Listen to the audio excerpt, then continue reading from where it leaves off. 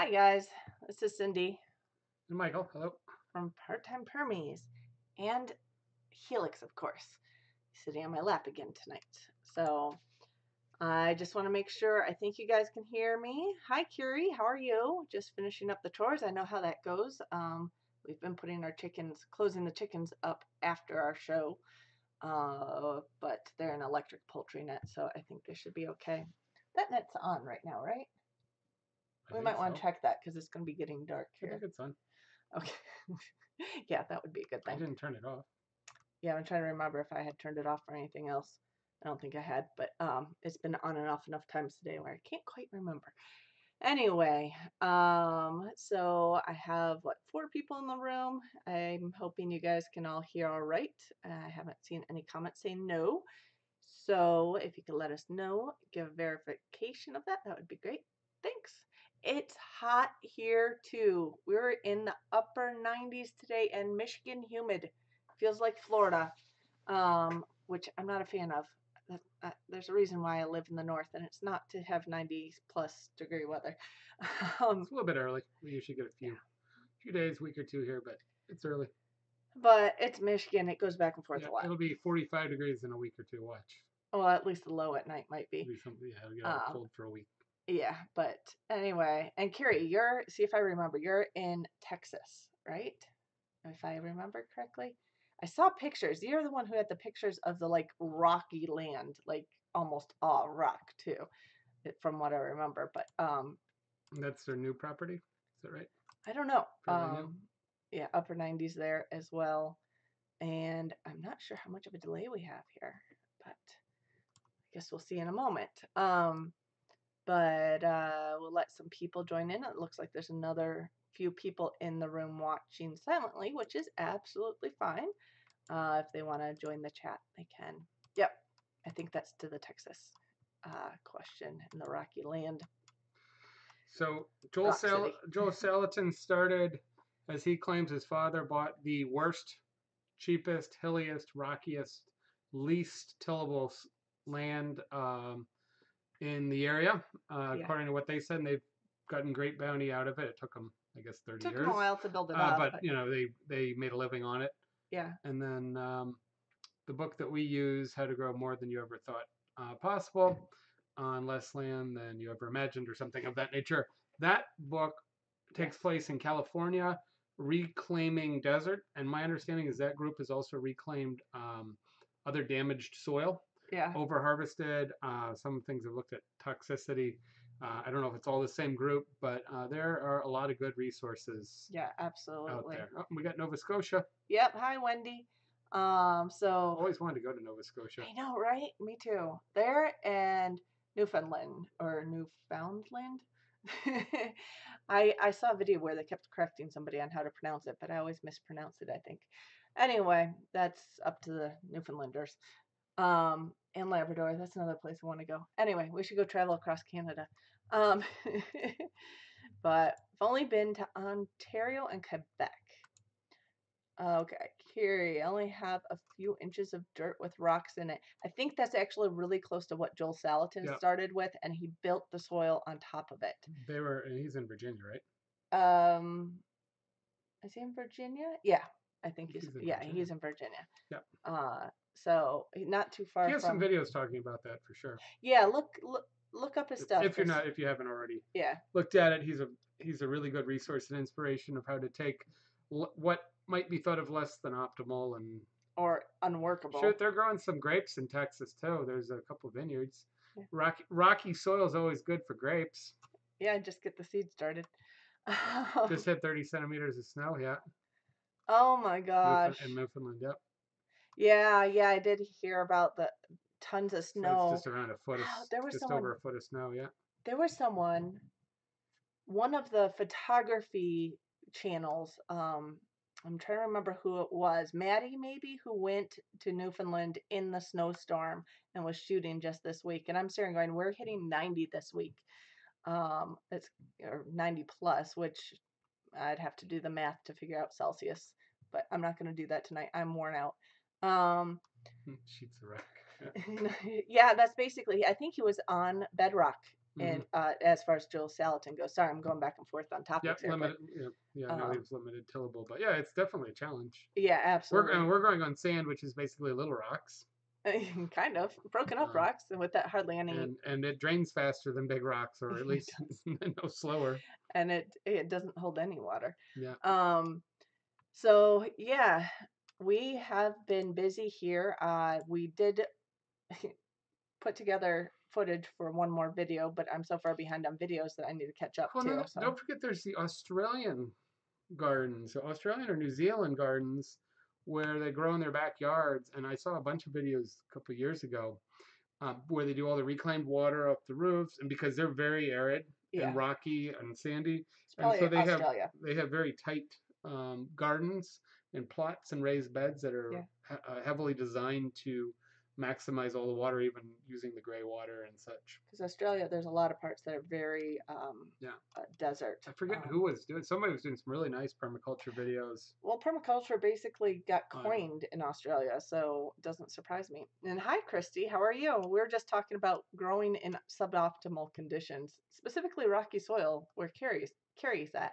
So, anyway. We are working on building our soil up here too. We've actually been using leaf mulch from our forest and kind of building it up that way. Food Forest is here. Hello, Infinite World. Good evening. So thanks for joining. And we'll get to some of the stuff that we've been doing this week, but I just wanted to give you some quick updates before we get to our main topic, and that'll give some more people some time to join in. But I wanted to give you an update because a few weeks ago we did have some chicks hatch, and they are 3 weeks old now. And I think this picture is from half a week ago, so they're even bigger now.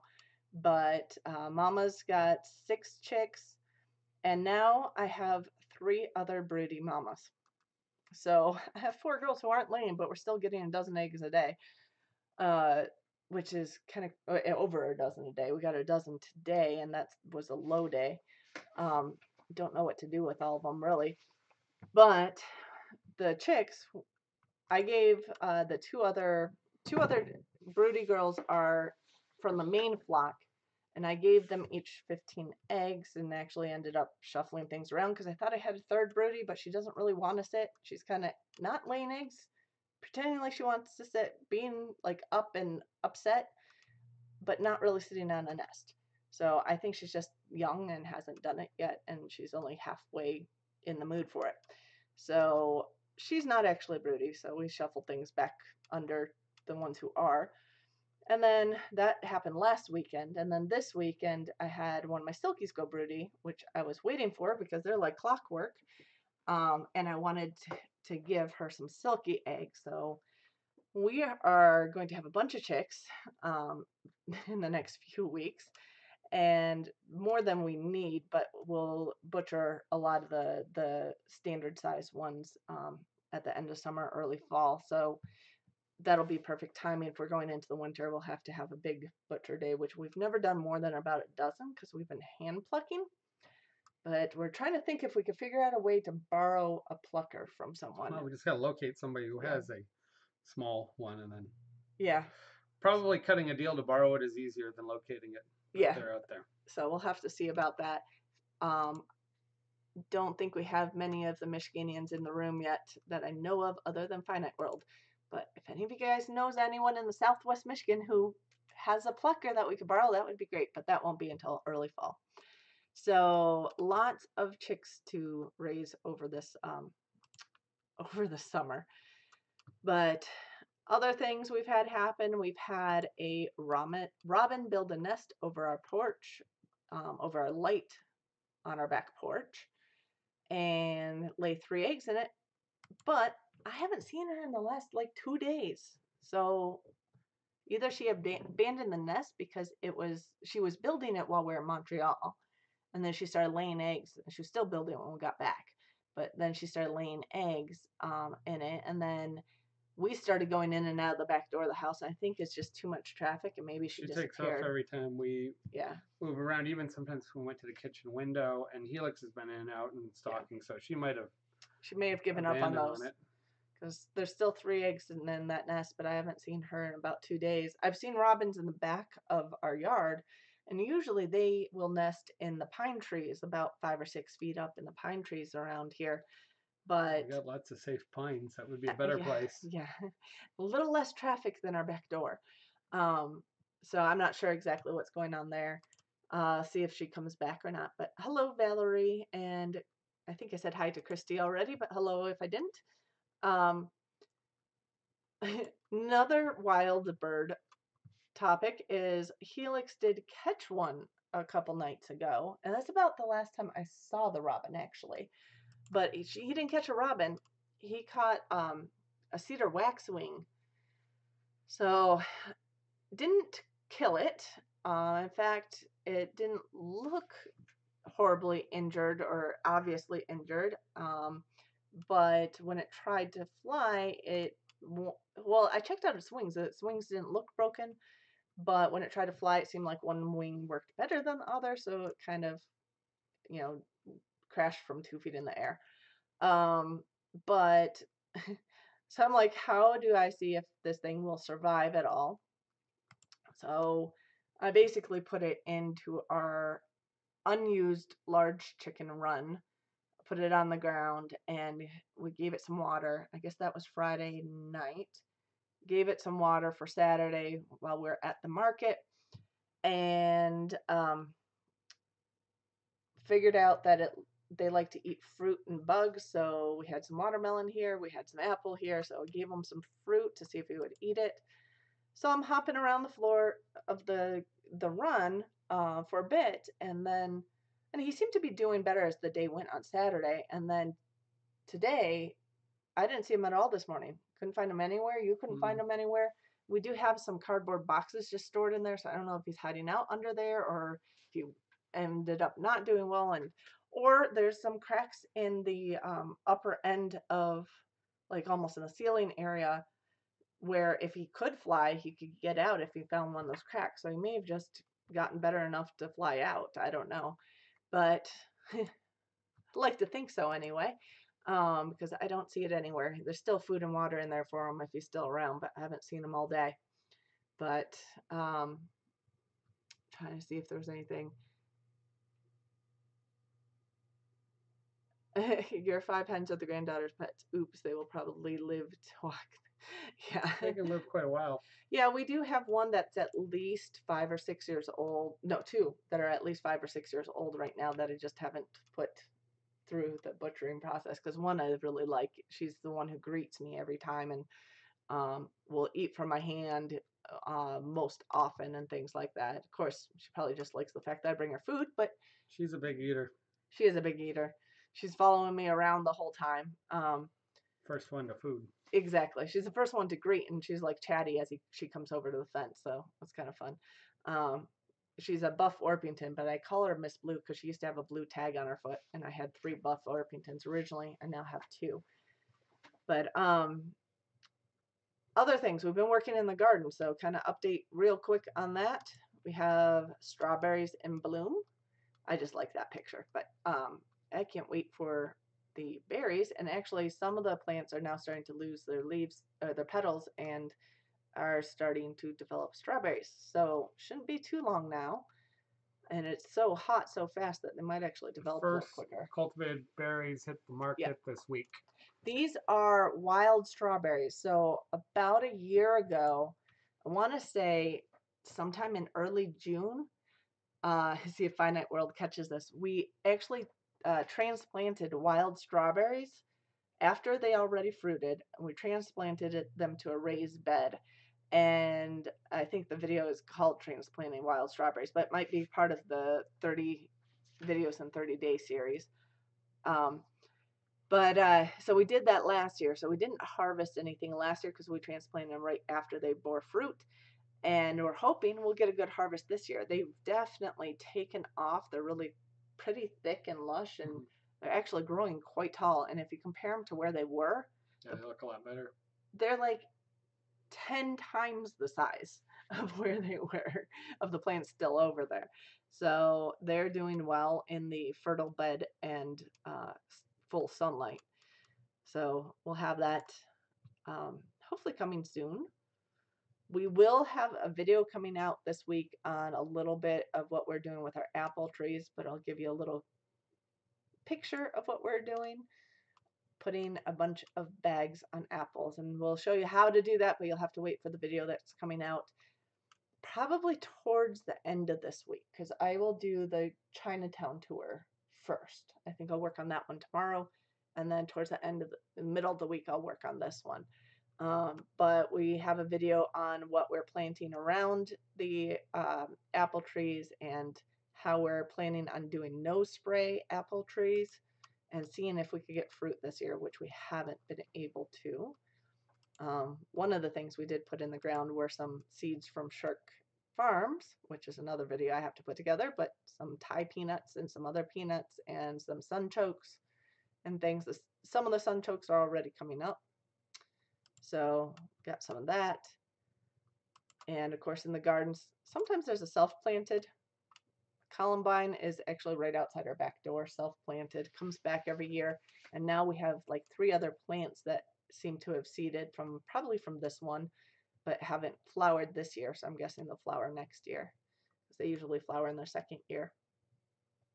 Anyway, so got lots of things growing, but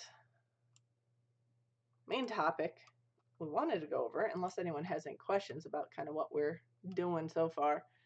But I don't know if you guys have seen the video from this week. I only got one up this week, but we did a video, or we went morel foraging with Nobby just before we went to Montreal. So I did that one first, because most people are done with it, well done with their morel season, and ours is really just wrapping up. Yeah, with the heat, I think we're done. Yeah, although Nobby did bring some to the market yesterday. She People had pulled monster ones. She had huge ones. She said the biggest one was like 11 inches. I saw a lot of people that 6, 7, 8-inch morels have been posted, because we had like 3 or 4 inches of rain over around a week period. So they did grow. They're squishy. A lot of them were kind of decaying and starting to spore. They're not great specimens, but they are overly large. Yeah, not ideal. The ideal ones for cooking. For eating, but they're good for propagation. Mm-hmm. But we could have bought one. What Nobby does for propagating morels, which was, she said in this video, was she puts some molasses and water and chops up the morels and kind of mixes them in there, and then goes and puts them in what she calls morel garden. I don't know if it works. A lot of people, it's really hit or miss with trying to propagate morels. But yeah, yeah, I'm a slacker. Only one video this week. Yeah, it's hard to balance everything here. In the spring, when you're trying to get everything done outside, and working around rain on the weekends, the last couple weekends, and then heat this weekend. It's just been insane. Oh, did I miss someone come in? Someone said, oh, Tim. Oh, I got it. Beverly Farm. Yes. Hello. So we wanted to go over this part of the video a little bit. We do have a section of the morel video where we found some fiddlehead ferns. Nobby calls these fiddleheads. She doesn't call the other ones that most Americans call fiddleheads, like the ostrich or royal ferns. Although technically I think that's just really applied to any fern that's still coiled up and hasn't unfurled its leaves yet. But, oh, and look, Finite World found the wild strawberry video. You must have been looking at it for a while. That was almost a year ago. But, so, and I have 200 and some videos now. But yes, so these are fiddleheads, but they are bracken fiddleheads. So there's a lot of debate on bracken ferns, and I did post a blog on this today on our webpage. And thank you, found this week's video. That's the link to this week's video. I wonder how those 5 day a week video folks do it. I think sometimes at least one of the people are at home, but some like stay at home mom or work from home, and they often do that. But hi Justin, how are you? Hello. Welcome to our live show. Thanks for stopping in. We have a little quieter live show than yours. Yours was You can actually crazy. read the comments before they disappear. Yeah. Yep. For those of you guys who don't know, Justin did stop by our place in Michigan as his Michigan stop on the tour. So, And his family. and his family, of course. So I'm assuming that's Justin and not Rebecca Could be Rebecca. on there. But Yep. so and so yeah, we were just going over. I have a web page. For those of you who don't know, there's a link below that is just I try to post a blog on there weekly on different wild edibles and research I do about those, whether they're medicinal or food. And this week I wanted to kind of go over Bracken Fern because there's a lot of debate on Bracken Ferns. So doing great, awesome. You want to pop the Bracken Fern picture back? Yeah, I'll bring the Bracken Fern picture back. So if we go back to that. How you identify it is it's like a single stalk coming off the ground, and at the top it has these 3 branches with and the I have fresh ones and dry ones here, yeah. by the way. Why don't you go grab one? We can bring one up. So it breaks into 3 at the top, so you can always tell it's a bracken fern rather than other ferns because it actually looks kind of like an eagle claw when it's in this fiddlehead stage. And as Mike's searching the fridge for some. You just got these from her. I got those a week ago. Oh yeah, so yeah. they're a week and a half out. So these are last year's. Okay, so we still have a whole bag of. We need to use some more. I have 2 bags of them actually in the cupboard. Oh my gosh! So you can see on that it does curl. Let's see if I can get it in the right place. It does curl down a little bit. It has 3 little stems off of it with the curled up leaves in there. So you want to, if you harvest these, you want to harvest them before they're open. So the debate on these has a lot to do with what kind of toxins are in there. There are many cultures who eat them and have for literally thousands of years. In fact, I saw a reference to a old Chinese manuscript or manual or manuscript that noted 2 different ferns that they would eat, and bracken fern was one of the 2. And that was printed 3,000 years ago. So, so the question is, why do people debate this one so much? And really, there are some problems, definite problems with livestock eating it, especially since really when people eat it, it's eaten cooked. Asking if they're dried. I have dried ones. Yes. These are dried ones since you only get them for about a month maybe, depending on the weather. Those are from last year. These are from last year. It takes a lot. I was to handed, do anything with. I bought some. I was handed tons of them when there was excess. Navi was like, "Here, take them, take them." She dries them, so basically they end up getting blanched briefly. Yeah. To preserve them, and also we'll talk about that makes them a little safer to eat. And then they get dried either in the sun, ideally. I stuck them in the oven on super low heat with the door cracked, like 175 degrees. However it was low a little it on the goes. warm end. Yeah. That's why I cracked the door. Yeah. It took quite a bit of time of flipping them over. I think a couple days off and on doing it to get them fully dehydrated. And then they're used in Asian and Korean dishes throughout the year, especially in soups. And in bibimbap. It's a big part. It's almost always in bibimbap. Use the dry ones. Traditional bibimbap, and they use the dried ones. So it's almost always blanched. It has to be blanched basically first. And there's part of the safety issues there. Not that that was the reason why people originally blanched them, but people have eaten these worldwide. A lot in Asia, but in Africa, Native Americans in South America, you do see people eating these really worldwide, and this is the most common fern to find worldwide as well. But it definitely can cause some problems if eaten raw. It has 2 main components in it, and if you want to, you can follow along on my blog with the link below here. But thymidase, which breaks down thiamine, which causes thiamine deficiency, which is vitamin B1.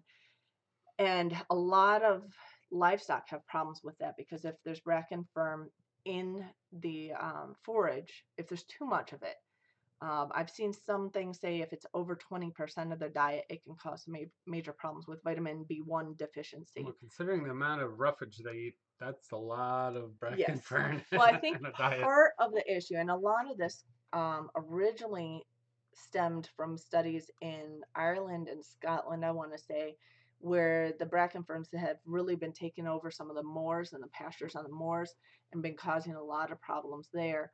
Um, because the whole way they were rotating the pastures has completely changed, and I don't think they let the other plants come back um, strong enough. So the bracken fern has kind of taken over areas. Yeah. Um, so in past livestock practices where they gave enough time for all the rest of the forage to come back in, it it would eventually outcompete the bracken fern. But the bracken fern does very well on just cleared property, cleared land, and it somewhat inhibits the growth of some other things So temporarily. we've got I got new people Papa here. Truck Prepstetter. I think we have seen him a Yeah, a few couple months times. ago, Yeah. not that long ago. And Wendy does cook the ferns. Yep. Yep. Yep. So Absolutely. blanch them, then cook them, and you should be just fine. Yeah, and then you put them in butter. Yeah, absolutely. And that cuts some when you blanch them. You cut some of the bitterness. You get some of the hairy, the hairy off the so stems. you're getting Yeah. a better product anyways. But And I think a lot of people blanched them mainly to get the hair off the stems originally, but thiaminase breaks down with cooking. So and Tim from Beverly Farms has 2 acres of fern covered with ferns. There are other a ferns too. variety of ferns, so there are so there are about 3 that are edible. There's some that are less edible, and they're all only edible when they're in the opening phase. Okay, the methylation part for food forest permaculture, that is a separate chemical that causes that. That's the tequilocide, which is also carcinogenic. It breaks down DNA. So it breaks apart DNA, causes chromosomes to break in high amounts. So that can also cause problems. It causes problems with methylation and things. And Possible Dreams Homestead, I think that may be new. She may be new, right? Yeah, I think that's I new. think So you're new welcome. here. Welcome here. Yeah, some people are busy out camping and working and doing stuff, and some people actually with the 3-day weekend gives them a little bit of a break, and so we catch some different people. Yep, that's true. That's great. Awesome. So you have the one problem, which is actually can cause a lot of problems in both humans and ruminants with the vitamin B1 deficiency. But you also have the other problem, which is the tequilocide is carcinogenic. It causes bladder cancer in animals, uh, bovine enzootic uh, hematuria in cattle. So that's basically a I'm gonna put these ferns yeah, I was back in gonna the ask what you're fridge. doing. Well, they'd be Yeah, fine, but I yeah. think I'll go back Go to the fridge. put them back now. The dried ones aren't going anywhere. No, I they're should not. actually leave them out and use some. They also cause a progressive blindness in sheep. And again, this is all eating it raw, of course, because animals don't cook their food. In humans, they have cell culture studies that show that it's carcinogenic as well.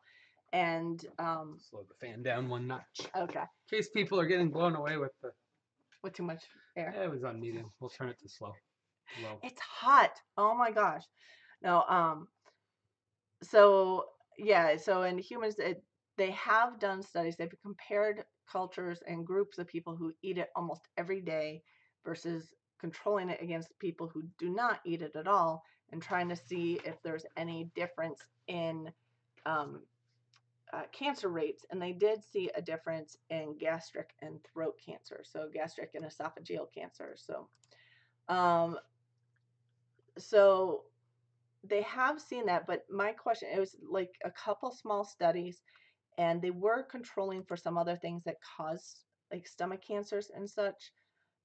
Mainly things like smoking, they were controlling for because that can cause stomach cancers, and drinking and gender.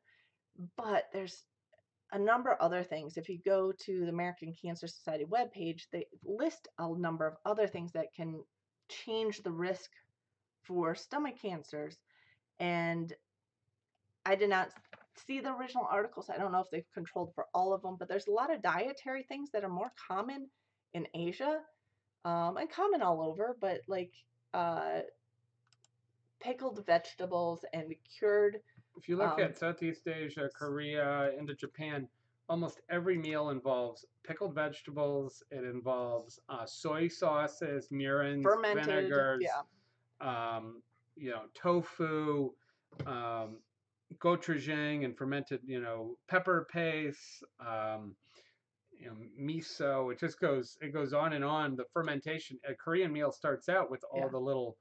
all the little pickled and prepared and preserved And then you get smoked. items for the meal. So you have Yeah. 15 or 20 items sometimes in front of you. At almost every So, meal. And so then yeah. smoked foods and salted meats and fish and all this.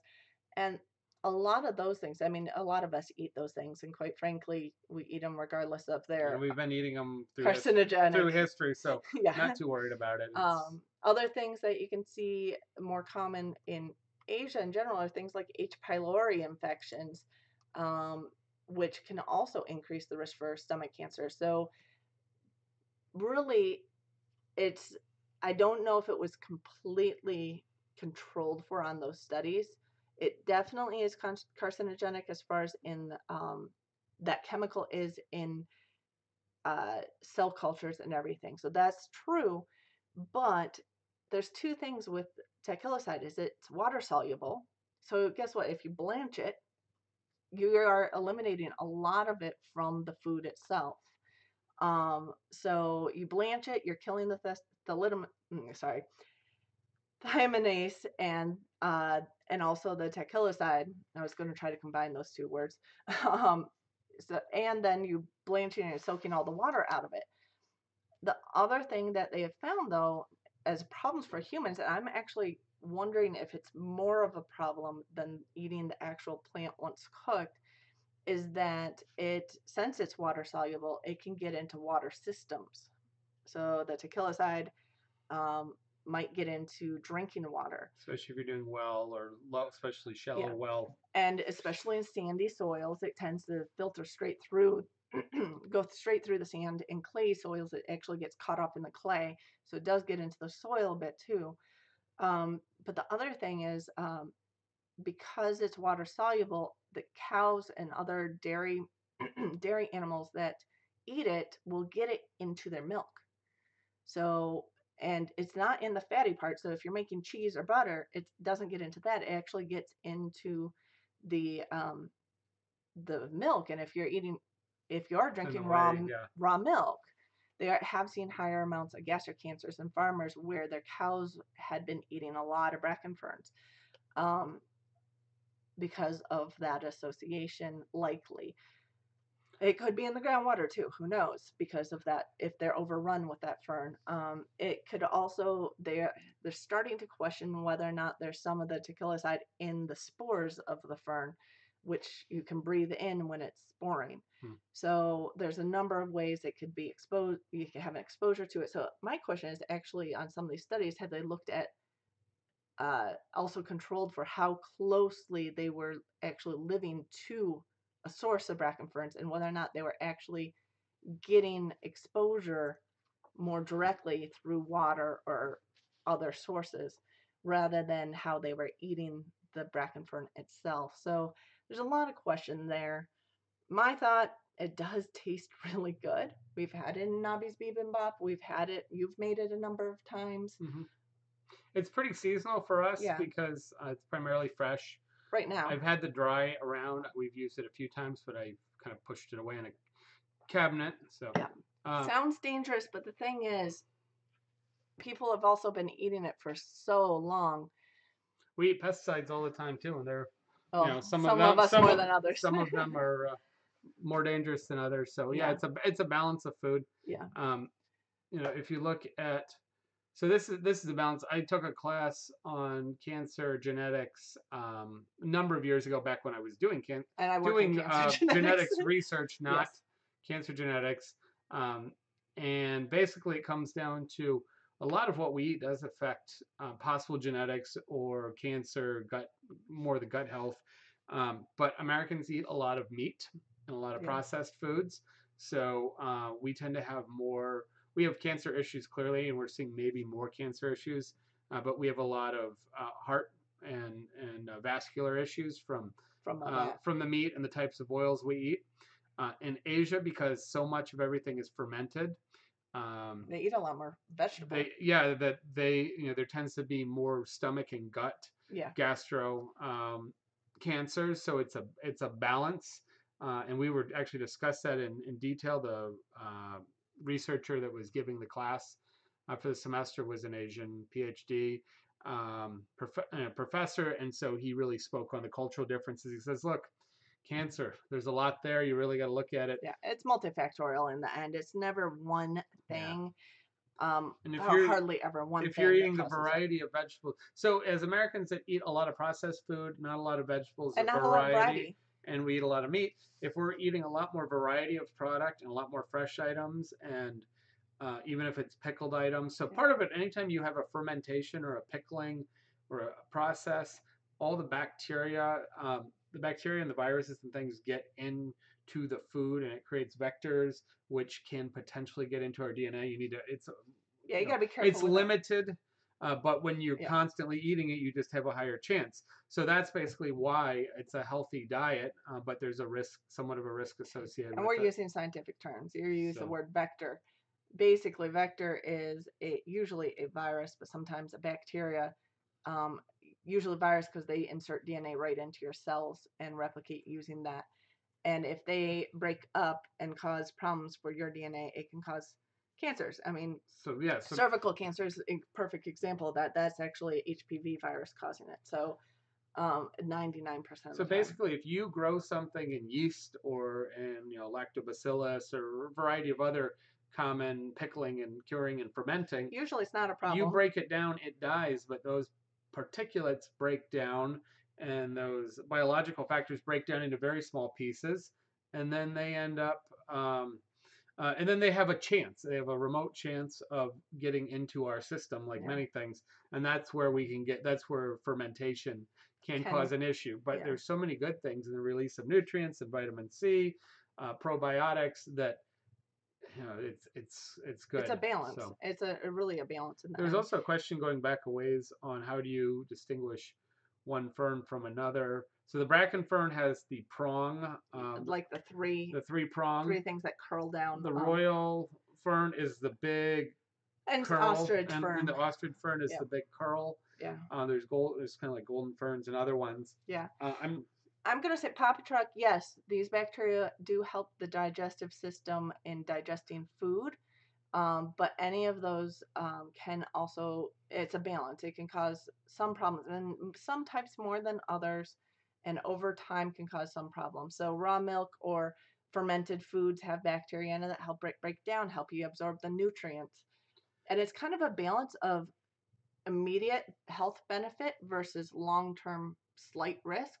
Is kind of what we're saying. Well, and the other thing is when you're dealing with raw product and open fermentation, and especially raw milk cheeses and things like that, the risk. So harmful bacteria is 4% or less than 4% of all the bacteria that exists. Yeah. So most of it is not harmful. It's either desirable, neutral, undesirable because of bad flavors and rot, starting to begin to rot.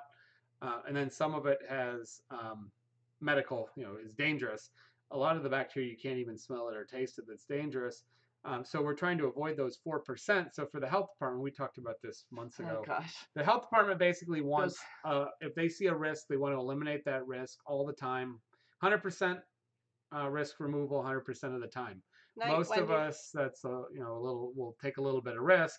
The challenge being when you have things like milk and they're known causes, especially when it's not clean. Yeah, that there is a possibility that you could get something like listeria, which obviously for young and old, kids and people drink a lot of milk, can be deadly and it can be extremely debilitating. So it's a risk that's worth seriously understanding and considering.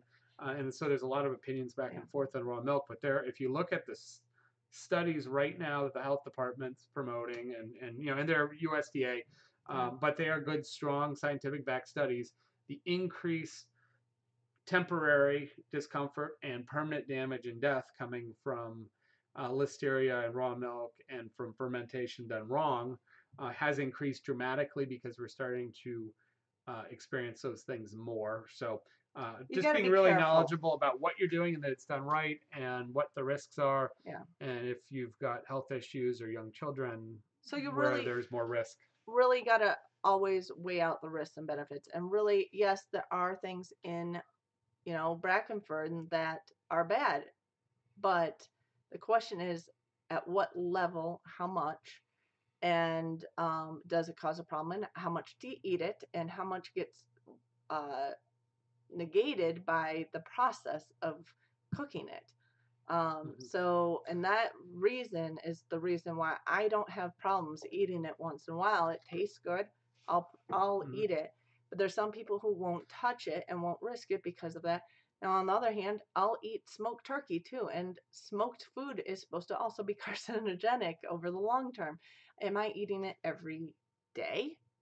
No. I wouldn't mind eating it every You day. used to. I eat smoked turkey almost I every love day. smoked turkey. Yeah. But I mean deli turkey, which is lightly smoked. yeah. And so yeah, there's a lot of things to look at. One thing to think about being a chef that has some science background, that kill step is extremely important. Most of the things that are going to cause us problems, not all of them, not contamination, but most of the bacteriological things Will be killed. can be eliminated by cooking and will kill and neutralize them. That is not the case for everything. And it's not the case. In this case, we're not talking bacteria. We're talking phytochemicals and enzymes. Often, a lot of them can get broken down by heat, which is why the thiaminase does get broken down by heat. Tequiloside does somewhat, and also is water soluble. So when you boil it and then dump the water, don't keep that water. Don't use it again. Get rid of it. A lot of that tequiloside will actually go out into that water. Um, so when you're talking about, is there anything left as far as the thiaminase? If you hit the temperature, it's just going to break down. So that one, no. But the tequiloside, there might be a little bit left. There are some people who will actually boil it and change water 3 times before they go and cook it, just to try to get rid of as much as possible. We're also discussing that some varieties and some locations might have may carry much higher amounts than other areas, and you wouldn't necessarily know that. But that's typical in plants; they're not all the same based on the conditions and the varieties and where they're growing. So, So, yeah, Beverly Farm. I'm feeling better now that I have. Yeah. Well, and Beverly, I did see up there. I didn't get back to it. He said he just had his. You said you're the one who said you had your kidney removed, right? Yeah, and you did, Tim, from Beverly Farm. Yeah. A few weeks ago due to cancer. So, good thing we only need one. I know a chef that lost a kidney and lost most of the function of another kidney by mushroom foraging. Yeah. Very knowledgeable chef. Got some bad mushrooms, and be careful. He ended up passing away early.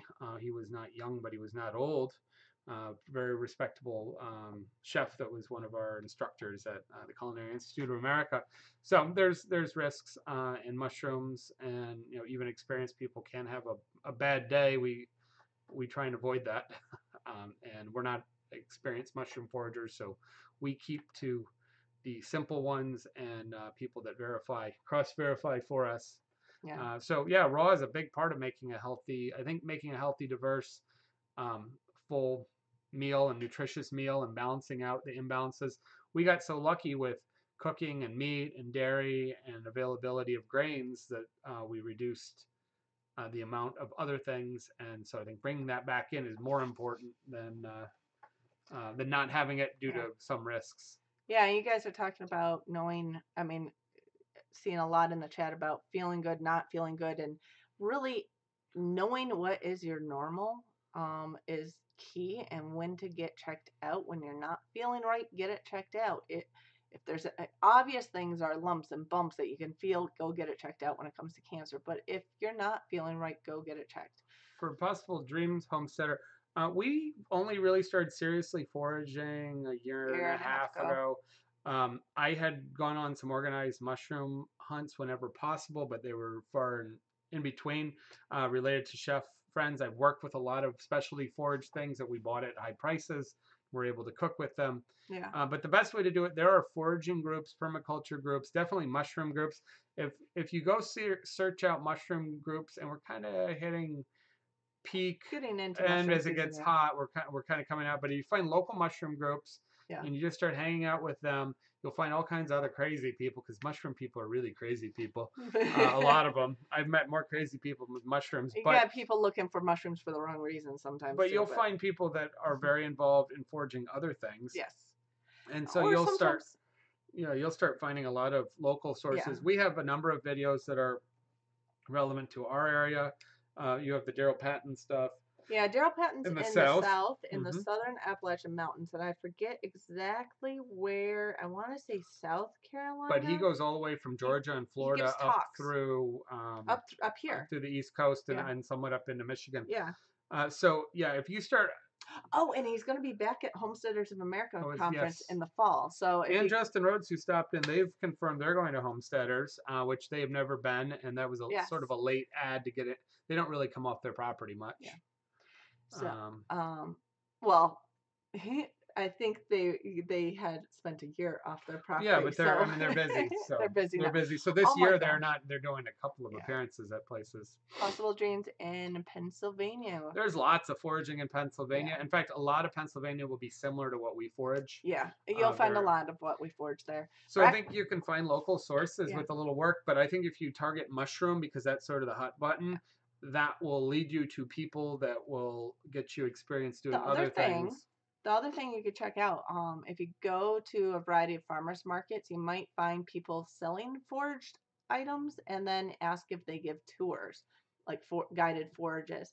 And that's actually how we kind of ran across Nobby. Some people do them for free. Some people do them for pay. They're actually very valuable. Some people charge a lot, and it's well worth it.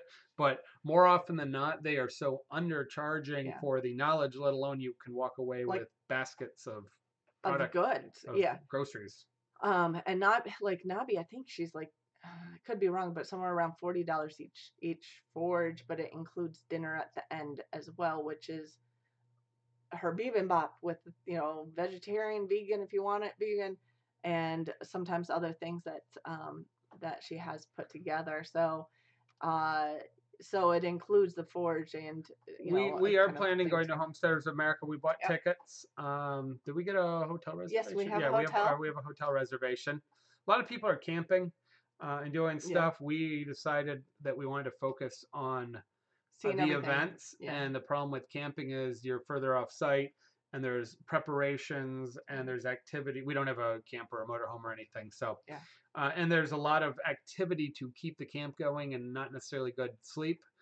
So while that's fine for its own weekend, we thought we would get a hotel and be able to focus on what was actually taking place.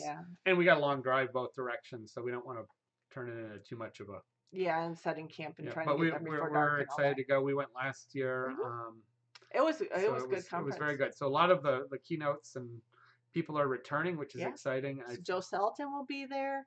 Daryl Patton will be there. The Rhodes will be there. At least Justin. I don't know if the whole family. If Justin's still in the room, is the whole family going to be there, or are you just going to talk? I think Justin just stopped in, but I'm not sure if he's still in here. the background hanging out or not. So I don't know what their plans are.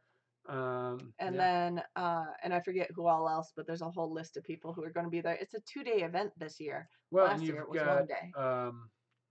I don't know if Doug and Stacy are coming this year or not. I'm not certain of them. that. They're doing some other stuff.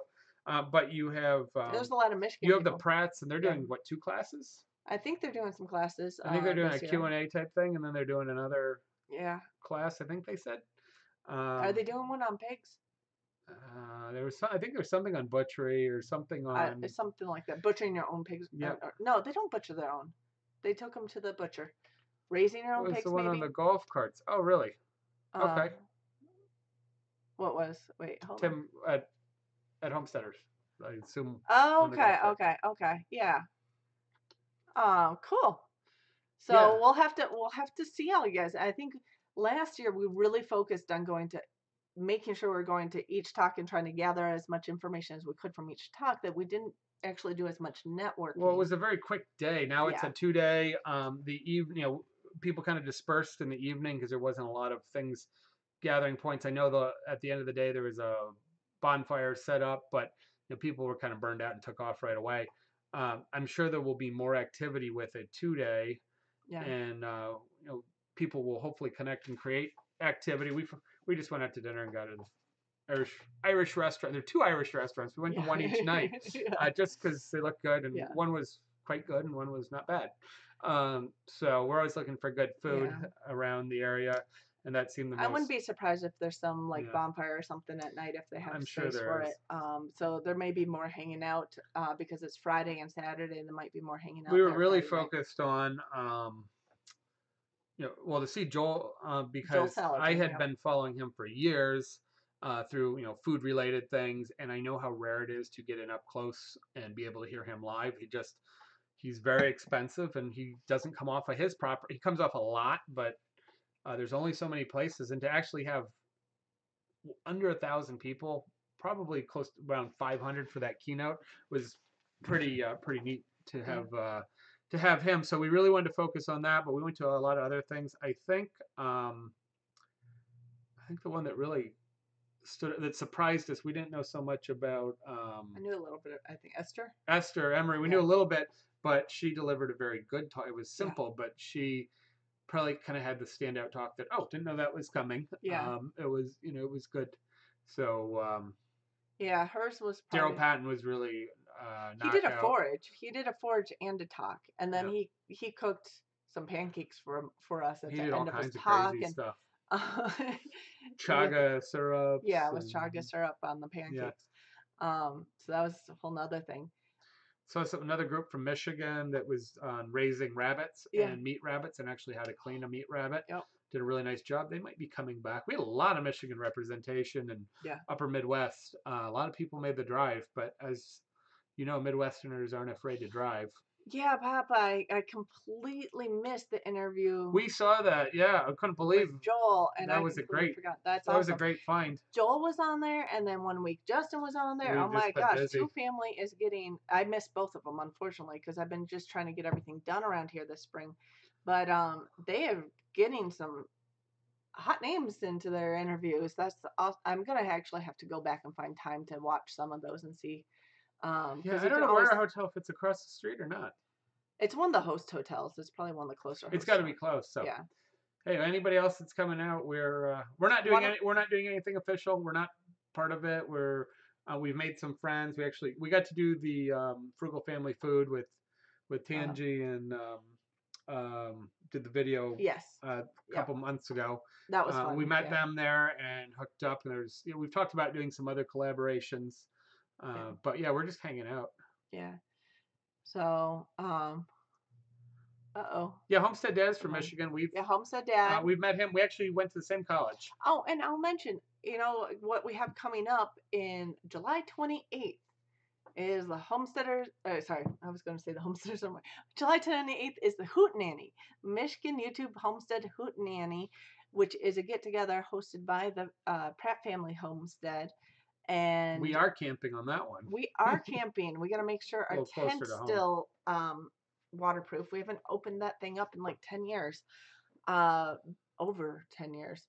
But anybody Jeremy, okay, I missed his name, and that's good because we went to the session. It was very good. Oh yeah. I do a lot of butchery. Obviously trained to do it and do whole animals. So have worked with rabbits, but I've never worked with live rabbits. So we thought that was very good, and we liked the way he presented it and how matter of fact, and that he did a live kill. And they're just like, hey, anybody doesn't want to be here, now's the time to leave. And they just did a really good job presenting how you do that, and that it's a big deal, but it's not a big deal, which is the way most of us are trained. That how you do your breakdown and your sacrifice on the animals. So make it quick. Yeah, so that was so good to remember. It was Jeremy Chambers, and he had his whole family out. Yeah. So I was going to say something. The Hootenanny. So that's wide open to anybody who wants to attend. It's for fans. It's for YouTube channels. It's for people who have Instagram. It's for people who are watching people on Instagram and on YouTube and don't have their own thing, but just want to learn about homesteading and growing food and all of that. And it's a place where everybody could get together. Talk. It's kind of like a Justin Rhodes meetup, but held in Michigan once a year. We get people. Last year was the first year, and we had people from up in fairly northern part of the lower peninsula of Michigan, all the way down to Indiana, Ohio, all driving in. So any locals definitely can stop by. And part of the reason why they're doing the overnight at the campground, you could come in for the day, but if you want to camp It's at free for night, the day. free for the day. Potluck, bring what you like, free for the day. You could camp Friday or Saturday or both, and that $30 or less. It's around 30 and change at night, I want to say. But if you check out Pratt Family Homestead, I know they have a video on it. We will make a video, and I'll make sure I get all those details put in that. It's on the to-do list. And there's at least 8 local channels. At least. And I think there's going to be a lot more than that There's this year. 1870s Homestead. There's Lisa Sutton from Sutton's Days. There's, of course, the Pratts. There's Alderman Farms, of course. Prepper Potpourri. Yep. There's Alderman Farms will be there. Will definitely be there. They're not local. No, no, but didn't they say they were coming by or through or something? They did. Yeah. No, there was another. Holler Homestead is Holler Home. That's the other one. So it's going to be a pretty good event, and again, it's a freebie. It's if you want to camp, it costs a little, but it's Pratts free are the other basically way. picking up the cost on the day events, and then generous amounts of foods and activities will be available. But bring something. Yep, bring something. But there'll be so much stuff. If you can't bring something because you're coming from so far, then don't worry about it. But if you can bring something, bring a little. Bring yourself, if nothing else. That's good enough. Cindy's going early. I have to work markets till the early afternoon, so I'll get in late afternoon. How that falls on the market? Okay. I don't have a double market. Good. Well, there's some weeks we're doing 2 markets now, so that means we both have to be at one. Yeah, so I get to Hey, you could come up from Mississippi. Everybody's invited. Road trip. We have Holler Homestead. It'll be cooler than Mississippi. Holler Homestead's traveling across the U.S. right now because they just sold their house in, was it California or something? And they're trying to find a place to settle down in Homestead. And they're planning on driving through Michigan at that time. So if you guys don't know them, check them out because they're got an exciting time traveling around. Alderman's, where are they? Are they in... I want to say kind of mid-south area, but can't think of exactly where they're at. We're gonna bring some pasta. We're gonna make pasta available for anybody who wants to buy it. We'll have it at a reduced rate. We'll have it at our best possible pricing. Mostly just to make it available. Yeah. And I know people have asked about it, so it's if you want to buy pasta, then it's a no pressure item, but we're happy to bring it. We're just going to set up a little table, and of course we'll probably be making some pasta with some foraged items because that only makes sense. Yeah, although we could always try to tease Jenny and bring her some lingua pasta. Well, we probably should something with lingua.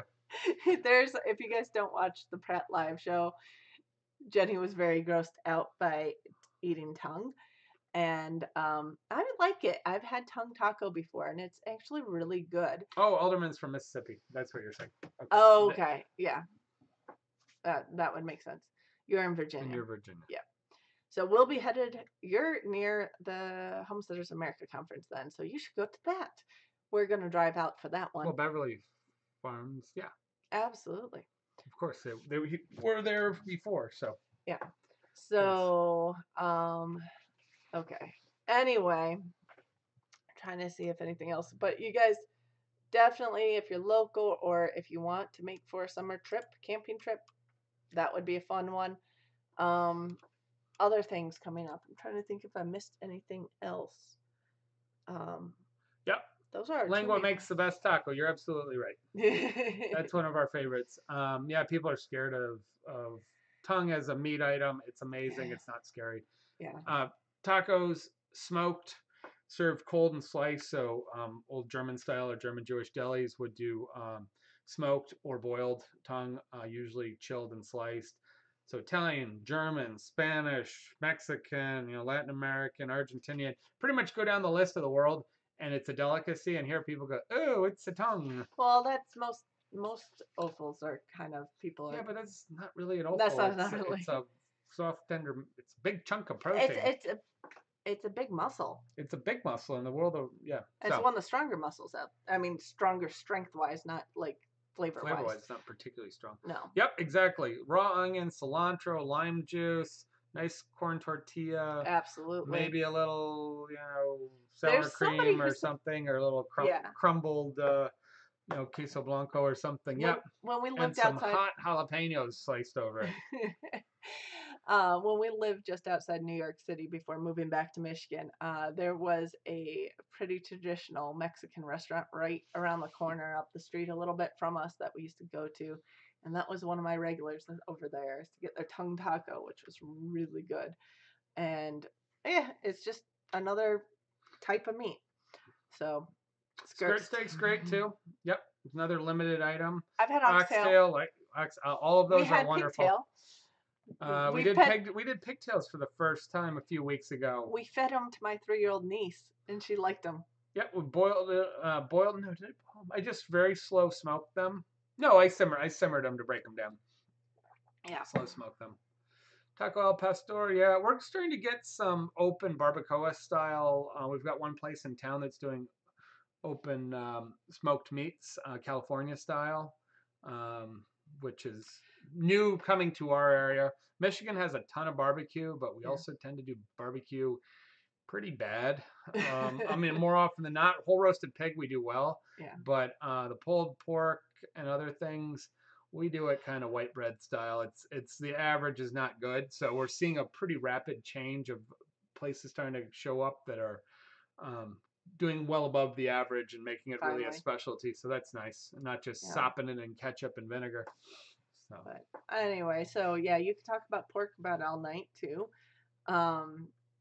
But I think we've pretty much gone through all of our stuff. Yeah, unless anybody's got anything going on for Memorial Day, the rest of the weekend tomorrow. Our big plans over the weekend is trying to get as much stuff in the ground before the heat of the day as possible, because we hit upper 90s today. It was so hot. Barbecue's an art and a science. It is proper, and barbecue, as going back through some of the masters of barbecue and some of the going through the South, and we've done barbacoa, open barbacoa in Trinidad and other things, and so barbecue, to be real barbecue, has to be done on hardwood, hot coals, not charcoal, not smoker. Real barbecue is done open pit or buried in the ground with some form of wood to either heat the rocks or heat the soil, or directly slowly heat it. And that's where it becomes hard. It's not that hard to apply heat and a little bit of smoke, but to control that slow cooking is an art. You know, the crazy thing is, okay, you were talking about doing things in Trinidad and stuff. Two of our best performing videos were ones I put together early last spring before we were planting things. That was 10-year-old footage. There was no YouTube. I don't think. There may have been just. There wasn't much of a YouTube. When it started. 10-year-old footage from non-HD video camera that we still have around here somewhere, from trips to Trinidad and Tobago. One was hiking and camping with Carl, and one was our trip to the cocoa plantation. And then I had some pictures from us making cocoa tea with a couple people we stayed with. Well, you showed, we had part of one of the videos was setting up the whole barbacoa or smoking over camping and cooking with Carl. Over sticks. Yep. And like a stick support. Unfortunately, we forgot to turn it on after hours of it smoking to wrap it show the finish. And one of my friends watched and he was so mad. He's like, he went through all this work and on, and you don't actually have the real finish. Final plate. I think we did a little bit at that. I was like, look, we're never going to get that one back, not easily. Yeah. It was done in the middle of a rainforest, spending the night where almost nobody spends the night. There's only one guide in Trinidad that will take overnight hikes through the rainforest, and that's what we did. And he was cooking for us there. He has a camp set up in the middle of the rainforest in Trinidad, so we did that, which was a heck of a lot of fun. So we set up. Well, he showed us how to do a chicken over, I think, a braca. Yeah. Where it's basically it looked like a shelf made out of sticks that it looks like a barbecue top, but of course it was just smoking because it was just green wood. It wasn't hot enough to burn it, and we smoked it for a number of hours. And that really goes back to the early Caribbean island traditions, and also probably going all the way back to the African traditions. So that is sort of the original smoking, cooking over wood. And so he replicated that with us in the middle of the rainforest. Yeah. And then I proceeded to get terrible chiggers, eaten alive that night. You had like an arm out from under the mosquito netting or something Oh, like I was that. eating my legs and my arms were bad for 2 weeks, but we got through it. Chiggers are, people say, oh, well, there's maggots that burrow into you. No. They're like really, really bad mosquito bites. Just itch for tiny. 2 weeks. It's just really tiny, but they don't hurt you otherwise. Yeah. They're just really, really annoying. Yeah. Anyway, we should wrap up here. It's getting late. Yep. We're going to get up early and try to get some plants in the ground. And maybe if I could do this before all the heat sets in, we could get some footage for a garden and food forest tour. We did a little bit of that with the apple trees yesterday. You can always do a quick Instagram feed. Well, I could do a little live on Instagram too. So if you got those of you guys who don't know, we are on Instagram as Part-Time Permies. We have a Facebook page and group under Part-Time Permies. They're all linked, I think, below. I think I'm even on Twitter, but I hardly ever check Twitter. If you comment there, it's just everything automatically posts. Oh, well, the videos automatically post. The Instagram posts. I hardly go to check it. So, but if you guys are following on any of those, we're gonna definitely say goodnight and wrap this up. But it was nice chatting with you guys and all the newer people stopping in. Mm-hmm. So we are on every Sunday night at 9 p.m. So we'll be back next week. Have a good week, you guys. Good night. We'll see you next time.